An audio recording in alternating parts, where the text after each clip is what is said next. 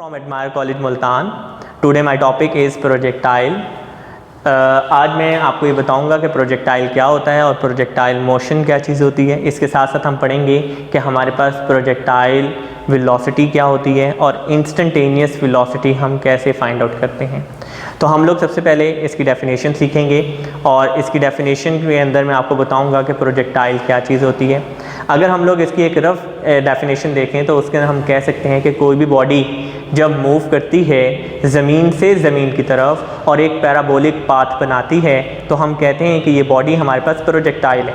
और वो बॉडी जो मोशन कर रही होगी, जो मूवमेंट कर रही होगी, वो मोशन हमारे पास प्रोजेक्टाइल मोशन कहलाएगी। इसी को अगर हम प्रॉपर डेफिनेशन में देखें तो हम कह सकते हैं when a body thrown at a some angle theta above or below the horizontal and move freely under the action of gravity is called projectile। जब हम लोग किसी भी बॉडी को किसी एक स्पेसिफिक एंगल थीटा के ऊपर थ्रो करते हैं और वो हमारे पास ग्रेविटी की वजह से वापस नीचे आती है तो हम कहेंगे कि हमारे पास ये जो ऑब्जेक्ट है वो प्रोजेक्टाइल है। इसी तरह जो इसकी मूवमेंट होगी and it's motion is called projectile motion, और जो इसकी मूवमेंट होगी, जो इसकी मोशन होगी, उसको हम प्रोजेक्टाइल मोशन का नाम देंगे।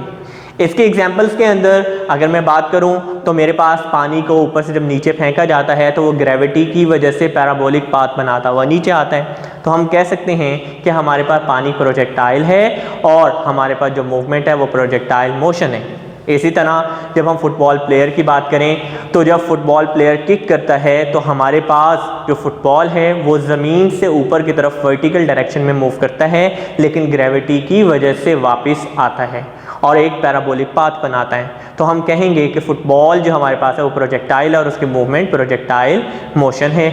हम मज़ीद एग्जाम्पल्स देखते हैं। मज़ीद एग्जाम्पल के अंदर the motion of a bullet fired from a gun in a space, जब हम लोग किसी बुलेट को फायर करते हैं स्पेस में तो वो भी ग्रेविटी की वजह से पैराबोलिक पाथ बनाते हुए नीचे आएगी, तो हम कहेंगे ये हमारे पास प्रोजेक्टाइल है और प्रोजेक्टाइल मोशन करते हुए नीचे आ रही है। नेक्स्ट हमारे पास वही फुटबॉल प्लेयर वाली एग्जाम्पल है, मैं बता चुका हूँ। The motion of a bomb release by an aeroplane, जब हम लोग किसी बॉम्ब को किसी एरोप्लेन से नीचे रिलीज करेंगे तो हमारे पास जो मूवमेंट होगी उसको हम प्रोजेक्टाइल मोशन का नाम देंगे। ये तो हमारे पास था इंट्रोडक्शन, प्रोजेक्टाइल क्या होता है, प्रोजेक्टाइल मोशन क्या होती है, उसकी एग्जांपल्स क्या हैं। अब हम आते हैं इसकी एक्सप्लेनेशन की तरफ। एक्सप्लेनेशन के अंदर हम लोगों ने प्रोजेक्टाइल मोशन को पढ़ा कि एक स्पेसिफिक एंगल के ऊपर थ्रो किया जाएगा। जब हम लोग प्रोजेक्टाइल को एक स्पेसिफिक एंगल के ऊपर थ्रो करते हैं तो हमारे पास ये जो प्रोजेक्टाइल है या मूवमेंट है वो 2 डायमेंशन के अंदर मूवमेंट होती है, और 2 डायमेंशन में हम कहते हैं ये वर्टिकल डायरेक्शन में भी होगी और ये हॉरिजॉन्टल डायरेक्शन में भी होगी। वर्टिकल डायरेक्शन में वो होगी हमारी अप्लाइड फोर्स की वजह से, और हॉरिजॉन्टल डायरेक्शन जो है वो हमारे पास क्योंकि हम लोग फोर्स एक्सर्ट कर रहे हैं तो उसकी वजह से वो शो कर रहा होगा।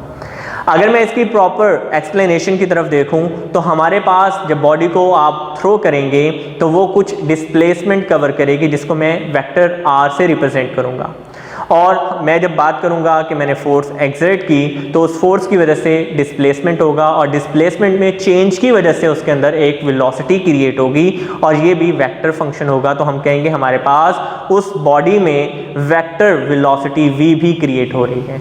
यही चीज़ यहाँ अगर हम देखें तो हम कह सकते हैं during projectile it's displacement vector r and velocity vector v change continuously but acceleration vector a is equal to minus g constant and is always directed downward.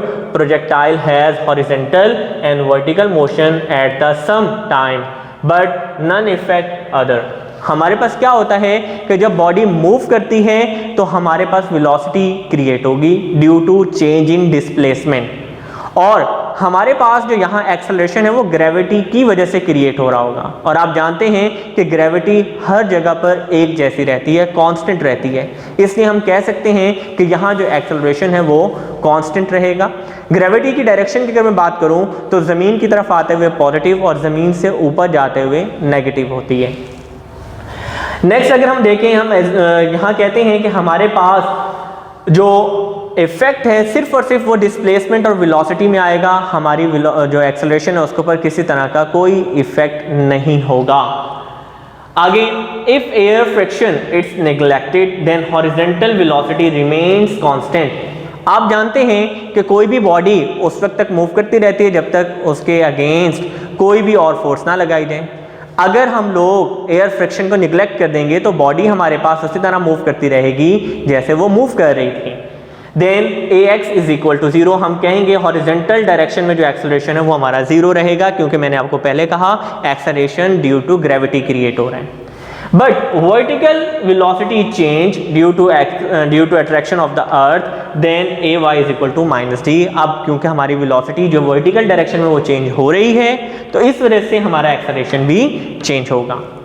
A projectile is thrown with velocity v0 at some angle theta with horizontal। अगर मैं बात करूं कि मैंने अपने projectile को किसी एक वेलोसिटी के साथ मूव किया और वो वेलोसिटी मैं सपोज कर रहा हूं कि v0 है, अगर ये v0 है तो मैं कह सकता हूं कि हमारे पास जो एंगल है वो थीटा है, और एंगल अगर थीटा है तो हमारे पास वेलोसिटी के दो कंपोनेंट होंगे, एक एक्स एक्सिस के अलोंग जिसको मैं v0 xi के नाम से कहूँगा, और दूसरा हमारे पास जो होगा वो v0 yj। यहाँ x लिखा हुआ है, इसको आप लोग y से रिप्लेस कर लेंगे तो हमारे पास यहाँ पर v0 yj होगा। ये हमारे दो फैक्टर्स हैं। इसी तरह अगर मैं एंगल की बात करूं तो एक्स एक्सिस के अलोंग जो एंगल लिया जाएगा वो cos थीटा होगा, और वाई एक्सिस के अलोंग जो लिया जाएगा उसको हम साइन थीटा से लिखेंगे। तो हमारे पास दोनों फैक्टर्स के एंगल के लिहाज से आप देखेंगे तो v0 is equal to v0 cos i plus v0 sin j। i और j हमारी डायरेक्शन को रिप्रेजेंट कर रहे हैं, i एक्स एक्सिस के अलोंग और j वाई एक्सिस के अलोंग। आगे हम चलें तो हमारे पास इंस्टेंटेनियस, वो हमने वेलोसिटी फाइंड आउट की। अब हम देखेंगे कि इंस्टेंटेनियस वेलोसिटी कैसे फाइंड आउट करते हैं। इंस्टेंटेनियस वेलोसिटी की अगर मैं बात करूं तो हमारे पास किसी भी लम्हे के अंदर जब आप फुटबॉल को या किसी भी प्रोजेक्टाइल को मूव करवाएंगे और किसी भी लम्हे के अंदर उसकी वेलोसिटी को मेजर करेंगे तो वो इंस्टेंटेनियस वेलोसिटी कहलाएगी। तो हम इसके अंदर ये भी कह सकते हैं कि when we limit the time then velocity measurement is called instantaneous velocity.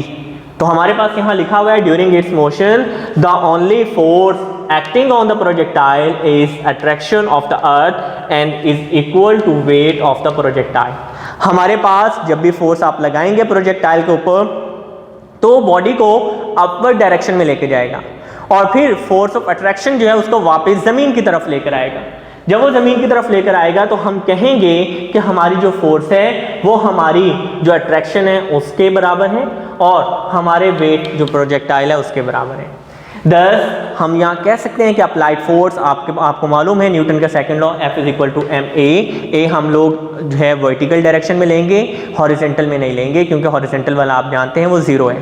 तो हमारे पास क्या हो जाएगा F is equal to ma is equal to a, मैंने आपको पहले ही बताया था ग्रेविटी के इक्वल होगा, और क्योंकि हम बॉडी को ऊपर थ्रो कर रहे हैं तो नेगेटिव होगा, तो m माइनस g और j वही डायरेक्शन को शो कर रहे हैं। इसके साथ अगर आप लोग देखें तो एक्सेलरेशन चेंज इन वेलोसिटी है, तो मैं क्या करूंगा इस फोर्स की जगह पर इसकी वैल्यू पुट कर दूंगा जो कि ma के बराबर होता है, और m dv/dt जो है हमारे पास एक्सेलरेशन को शो कर रहा है is equal to m minus g, वो एज इट इज यहाँ मौजूद है -g। नेक्स्ट अगर मैं देखूं तो मैं इस dt को मूव करवाऊंगा क्योंकि मुझे इंस्टेंटेनियस वेलोसिटी चाहिए, तो इसके साथ जो जो चीज़ें यहाँ मौजूद हैं उनको मुझे यहाँ से अलग करना है। और अलग करने के लिए क्या करना होगा, जो dt मेरा डिवाइड हो रहा है सबसे पहले तो मैं इसको इधर शिफ्ट करूंगा, ये यहाँ डिवाइड हो रहा है दूसरी साइड पे जाके मल्टीप्लाई होगा, तो क्या हो जाएगी हमारी equation m dv is equal to minus mg dt j। और अगर मुझे यहाँ से dv निकालना है तो m मल्टीप्लाई हो रहा है उसको यहाँ लाके मैं, बल्कि m हम देखें तो हमारे पास राइट साइड पर भी मौजूद है और लेफ्ट भी, तो m हमारा m से कैंसिल हो जाएगा, बाकी क्या बचेगा dv is equal to minus g dt j। इसी तरह मैं बात करूं, मैंने अब वेलोसिटी का एक फैक्टर निकाल लिया है, मैं चाहता हूं पूरे सिस्टम की इंस्टेंटेनियस वेलोसिटी है, तो मैं इसको इंटीग्रेट कर लूंगा। इंटीग्रेट करूंगा तो मेरी जो डेरिवेटिव का साइन है वो खत्म हो जाएगा, तो इसकी जगह क्या रहेगा v is equal to minus g t j as it is रहेगा, और हमारे पास dt जो है वो t में इंटीग्रेशन करने पर t पे चेंज हो जाता है। इसी तरह क्योंकि ये लिमिट इंटीग्रेशन नहीं है तो हमारे पास क्या होगा यहाँ पर इंटीग्रेशन कांस्टेंट भी आएगा जो a1 के बराबर है। मैं a1 की अगर वैल्यू फाइंड आउट करना चाहूँ तो मैं सपोज कर लेता हूँ कि टाइम मेरे पास जो है यहाँ पर वो 0 के बराबर है। अगर ये 0 के बराबर है तो मैं देखता हूँ where a1 is constant of integration and is calculated by applying initial conditions when t is equal to 0 and v is equal to v0। तो मैं पुट कर देता हूँ वैल्यूज, v की जगह पे v0 आ जाएगा और t की जगह पर 0 पुट करूंगा तो पूरी टर्म हमारी 0 हो जाएगी। बाकी क्या बचेगा, v0 is equal to a1। a1 की वैल्यू यहां से लेकर मैं इस इक्वेशन में पुट कर देता हूं तो हमारे पास इक्वेशन क्या बन जाएगी, हमारी इक्वेशन आ जाएगी v is equal to minus GTJ plus v0।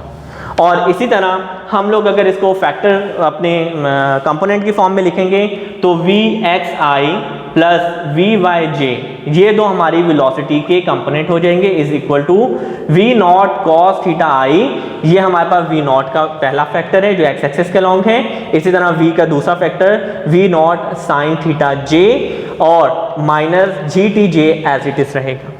मैं कंपेयर कर लूंगा दोनों साइडों पर दोनों की डायरेक्शन के अकॉर्डिंग, तो मेरे पास क्या हो जाएगा vx क्योंकि x एक्सिस के अलॉन्ग और i के साथ है और यहाँ v0 x एक्सिस के अलॉन्ग i के साथ है, तो क्या हो जाएगा vx is equal to v0 cos theta के बराबर हो जाएगा। और इसी तरह y के अकॉर्डिंग अगर मैं देखूँ तो vyj है और यहाँ हमारे पास क्या है v0 sin theta j minus GTJ, तो हमारे पास ये पूरी टर्म इस टर्म के इक्वल आ जाएगी। तो मैं कहूँगा vy is equal to v0 sin theta minus GT। ये हमारे पास जो फैक्टर्स थे, ये फैक्टर्स हमारे पास इंस्टेंटेनियस वेलोसिटी को शो कर रहे थे। हमारे पास आज के लिए यही टॉपिक है, इंशाल्लाह अगले टॉपिक के साथ हम फिर हाजिर होंगे। अल्लाह हाफिज़।